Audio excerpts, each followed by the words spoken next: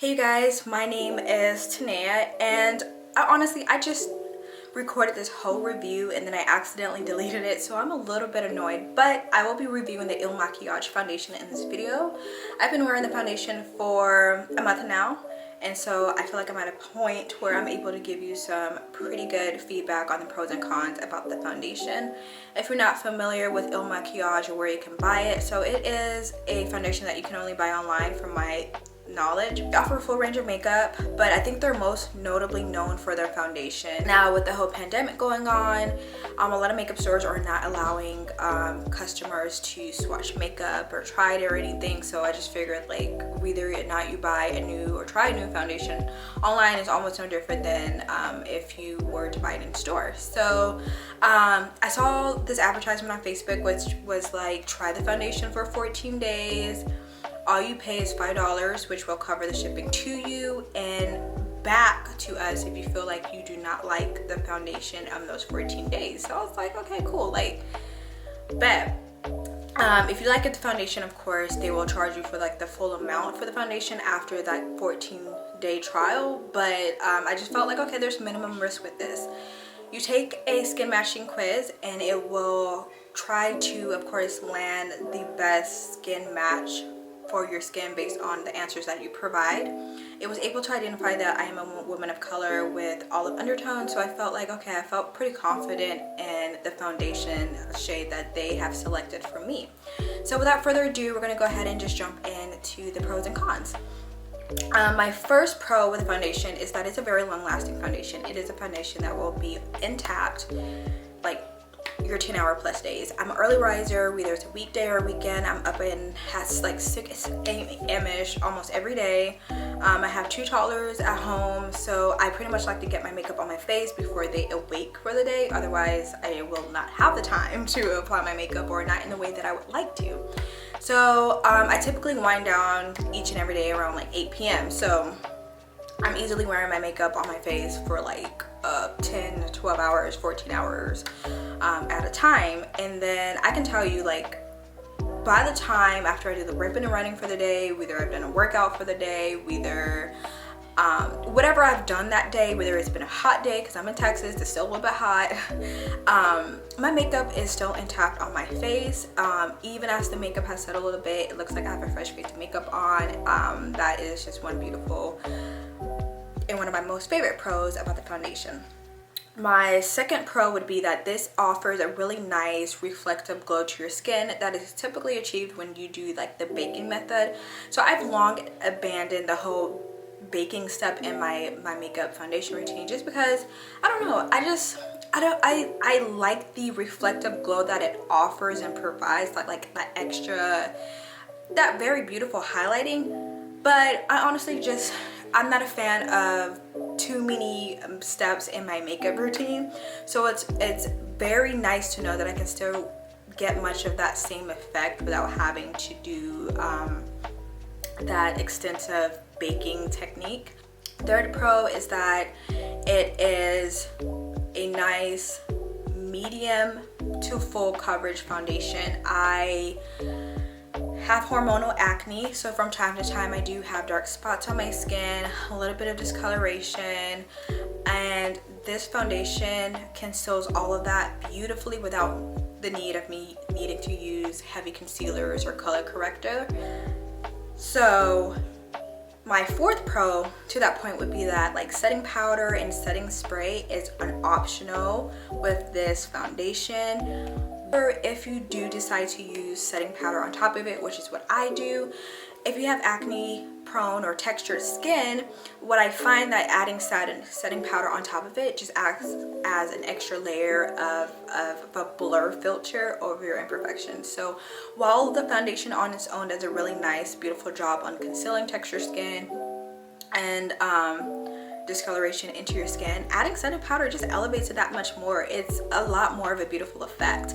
So I don't know if I'm on number 4 or number 5, but my fifth and final pro, assuming that I'm on number 5 now, is that this is a mask proof foundation. With the foundation that I was using before, when I would wear my mask, unfortunately my makeup would shift under my mask. You will see obvious signs that I've had a mask on around my nose and around my mouth. My foundation will be blotchy around my mouth, and let me have worn my mask for like a long period of time and that heat starts generating around my mouth area. Really bad blotchiness effect. With this foundation, I did not experience that at all. Like when I take off my mask, you see no signs on my face that I have even worn a mask. You don't see any lines, you don't see any blotchiness or shifting of the makeup. My makeup is still intact, which is like a beautiful pro, because let me tell you, I used to get so self-conscious. Now, on to the cons. So the first con that I would say is that when applying the foundation, it came on like really orangey, and I was taken aback by that. But as you blend it out, it's unnoticeable. You don't have this orange overcast or hue to your skin. I've checked my skin after the makeup has settled in window lighting and LED lighting, beauty lighting, every type of lighting that you can imagine, and I did not see any kind of like an orange hue to my skin. So clearly this is probably one of those makeups that just needs to oxidize or settle into your skin to kind of really best match you. Second con would be, this is not an exact match. I'm sorry, but it isn't. But it still works. It's not a deal breaker for me, just because I've only came across one foundation that is an exact match for me, and that is the Rihanna Fenty Beauty foundation line. That's the only foundation that's an exact match. So every other foundation is like a close match where I can make it work. It's definitely one of those foundations that it works, but it's not an exact match. It works beautifully with my like concealer shades, my contour shades, and all of that. It's a pretty close match. It's like it doesn't make me look thrown off, but it's not an exact match. So sorry you guys, my camera had died in the middle of this review. But my third con would basically be that if you're using like any type of cream concealers or cream contour sticks, you really need to work fast in blending out that foundation. Otherwise it's going to be very difficult for you to blend. Understandably so, with this being like a matte finish type of foundation. Anything that you apply on top of it will quickly settle. So when you are using those cream like sticks, you need to work them fast, otherwise you're gonna have a difficult time. But if you do find that you're not working fast enough, I suggest using like a densely packed kind of like a foundation brush to kind of work and finish and complete blending in those areas, because that works a little bit better than a beauty blender would. Fourth con would be, what is my fourth con? Fourth con that is kind of like relates to my third con is that this is a foundation that needs to be warmed up to blend out easily and nicely onto your skin. When I usually like to use like little beauty trays or dishes to apply my foundation on before I apply it to my face, simply because it minimizes like a mess a little bit. But then when I did that, like the first day that I tried the foundation, I had a very difficult time blending out the foundation.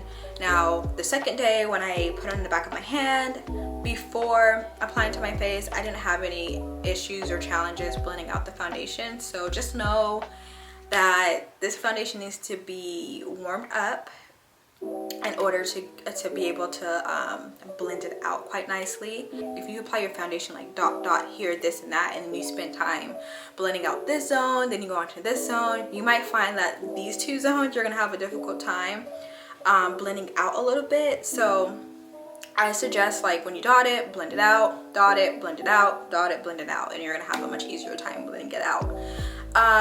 My fifth and final con would be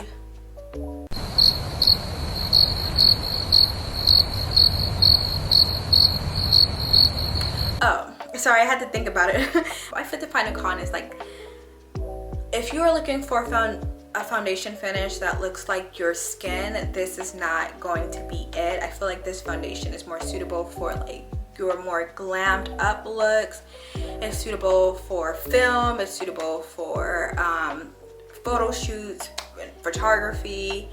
But if you are the type of person who likes to kind of do that no makeup look, I don't think this foundation is going to be for you. It's not that this foundation is like cakey or anything of that effect, but I feel like the way that it finishes, it finishes more in a way that is like your airbrush flawless type of like makeup finish look versus I have good skin type of foundation look. So that's just something to be aware of. Like, this is not for you if you like to do a minimal makeup look, in my opinion.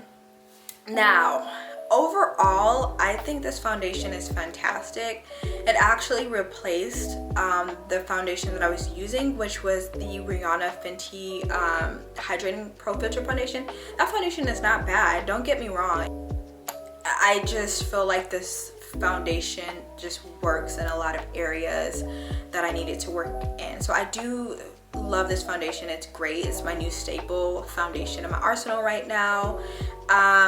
It retails for $44. I think it's an appropriate price range personally, just because it works and performs in a way that prestige foundation and makeup works. It is probably like on the mid-range of what your typical prestige foundation pricing would be. On the low end, I think the lowest I've picked up in a prestige foundation would be like about $30-$35, which is like the Rihanna Fenty beauty line. And then on the high end, when I was using like YSL and stuff like that, I think I was paying like $60-$70-ish for it.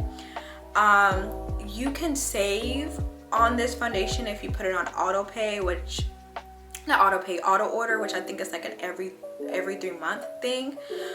If you feel like you kind of quickly use up your bottles of foundation, and then if you leave in your honest feedback or review on the foundation on its website, I think they send you like a $15 or $10 credit towards your next purchase. So those are other ways that you can drive down the cost on the foundation if you feel like this is something that you like.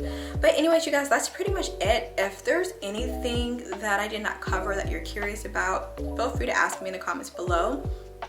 I hope this was a helpful review for you. Until next time.